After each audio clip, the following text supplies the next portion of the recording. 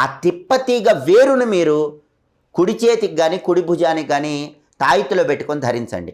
నరదిష్టి పనిచేయదు, శత్రు బాధలు ఉండవు, ఎదుటి వాళ్ళ ఏడుపులు ఉండవు, మీ మీద ప్రయోగాలు పనిచేయవు, దుష్ట శక్తులు పనిచేయవు, మిమ్మల్ని ఎవ్వరేం చేయలేరు. అంతటి శక్తి తిప్పతీగ వేరుకుంటుందని రహస్య తాంత్రిక పరిహార శాస్త్రంలో చెప్పారు.